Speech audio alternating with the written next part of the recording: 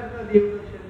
मागच्याच महिन्यात आपण जाऊन आलो ना, का असं बोलतो तू घ्यायचं म्हणजे गॅप मिळाला ना, इम्प्रुव्हायझेशन हेच असतं. म्हणजे जागा मिळाली की पकडायचं. आणि हे तुम्हाला जमलं ना आता, तुम्ही कोणतेही सीन करू शकता. इम्प्रुव्हायझेशन मध्ये काय असतं का ओपन होणं असतं. आर्टिस्टला कळतं, पण तुझे काय एकच कुठेतरी ड्रामामध्ये भेटलं बोललीस तू, तुला दुसरे भेटत नाही का, काय देवदर्शन जे बोललीस एक काय त्याच्यात भान ठेवावं लागेल तुम्हाला भाषेवरती. हा आता सवयीचा भाग ना, त्यामुळे रोजच्या म्हणतो मी रोजच्या सवयीमध्ये तुमचं भेटणं वळणं बंद करा. पकडा स्वतःला, ऐका. पहिलं तुम्ही ऐका ना तुमचं बोलणं. तुम्ही तुमचं बोलणं ऐकलं ना, तुम्ही 100% सांगतो तुमचे प्रॉब्लेम्स कमी होणार.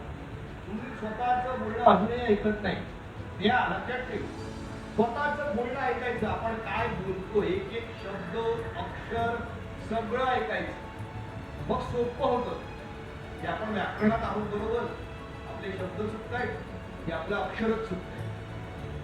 अक्षरावरती मी मागे काही लिहून दिलेलं आहे ते तो लिहितो तुम्हाला. मग कशा कसं बोलायचं, काय बोलायचं हे सगळं ठीक आहे.